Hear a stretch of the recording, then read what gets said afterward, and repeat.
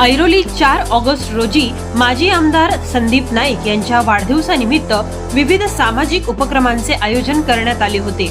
याच अंतर्गत Airoli sector 3 bus depot येथे समाजसेवक ॲडव्होकेट दीपक गायकवाड व डॉक्टर साक्षी गायकवाड यांच्या माध्यमातून स्मार्ट कार्ड नोंदणी शिबिर घेण्यात आले। या शिबिराला नागरिकांचा उत्स्फूर्त प्रतिसाद मिळाला।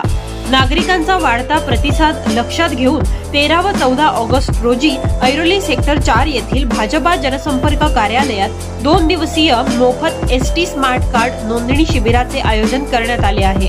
या शिबिराच्या माध्यमातून नवी मुंबई महानगरपालिका परिवहन उपक्रमाच्या मोफत बस पास स्मार्ट कार्ड योजनेअंतर्गत 65 वर्षे व त्यावरील ज्येष्ठ नागरिक तसेच महिलांसाठी स्मार्ट कार्ड नोंदणीची सुविधा उपलब्ध करून देण्यात येत आहे। तसेच एसटी महामंडळाच्या स्मार्ट कार्ड योजनेअंतर्गत महिला, ज्येष्ठ नागरिक आणि पात्र प्रवाशांना शासनाच्या नियमानुसार प्रवास सवलतीचा लाभ मिळणार आहे। नागरिकांना या सुविधेचा लाभ घेण्यासाठी 13 व 14 ऑगस्ट रोजी सेक्टर 4 भाजपा जनसंपर्क कार्यालयात उपस्थित राहण्याचे आवाहन करण्यात आले आहे। शिबिराचा लाभ घेतलेल्या नागरिकांनी या उपक्रमाचे कौतुक करत ज्येष्ठ नागरिक व महिलांना प्रवासासाठी मिळणारी सवलत आणि स्मार्ट कार्डची सुविधा अत्यंत उपयुक्त असल्याचे सांगितले। अशा प्रकारची शिबिरे भविष्यातही आयोजित करण्यात यावी अशी अपेक्षाही नागरिकांनी व्यक्त केली आहे। किस्सा तर तुम्ही स्वतः बघतच आहात। सर्वप्रथम महाराष्ट्राचा आराध्य दैवत छत्रपती शिवाजी महाराज यांना वंदन करून तसेच भारतीय राज्यघटनेचे शिल्पकार डॉक्टर बाबासाहेब आंबेडकर यांनाही वंदन करून आणि आदरणीय भाई माजी कार्यसम्राट आमदार संदीपजी नाईक साहेब यांच्या वाढदिवसानिमित्त 4 ऑगस्ट रोजी आपण हा कार्यक्रम राबवला होता। त्यावेळी जनतेने जो उत्स्फूर्त प्रतिसाद दिला होता त्यामुळे हा कार्यक्रम आपण पुन्हा एकदा ठेवलेला आहे। आज दिनांक 13 ऑगस्ट व 14 ऑगस्ट रोजी 2 दिवस हा जनतेसाठी आपण कार्यक्रम ठेवला आहे। त्यामध्ये मोफत जे एसटीचे स्मार्ट कार्ड आता लागू होणार आहे, कारण आपण आता महाराष्ट्र सरकारचा निर्धार आहे की एसटी ही डिजिटल आपल्याला करायची आहे। त्यामुळे स्मार्ट कार्ड हे 1 सप्टेंबर पासून कंपल्सरी असणार आहे। पुढे जाऊन आपल्या माता भगिनींना कोणतीही तकलीफ होऊ नये म्हणून प्रभाग क्रमांक 4 यामध्ये प्रामुख्याने सेक्टर 3, 4, 5, 16, 17 येथील आमच्या माता भगिनींना गैरसोय होऊ नये म्हणून आपण हे एसटीचे मोफत स्मार्ट कार्ड आयोजित केले आहे। डॉक्टर साक्षी दीपक गायकवाड आज सेक्टर 4 ऐरोली येथे भारतीय जनता पार्टी जे जनसंपर्क कार्यालय आहे तिथे एसटी स्मार्ट कार्ड याचं मोफत वाटप याचा प्रोग्राम ठेवलेला आहे। तर त्याचं आयोजन केलंय ॲडव्होकेट दीपक गायकवाड साहेबांनी आणि मी डॉक्टर साक्षी दीपक गायकवाड। तर 13 आणि 14 दिनांक या दोन्ही दिवस हे इथे चालू राहणार आहे। आतापर्यंत नागरिकांचा भरपूर चांगला प्रतिसाद आहे। 300-400 तरी इथे लोकांनी आता त्याचा लाभ घेतलेला आहे। तरी मी इतर प्रभागातील सर्व नागरिकांना ही विनंती करते की त्यांनी पण लवकरात लवकर इथे येऊन या सेवेचा लाभ घ्यावा।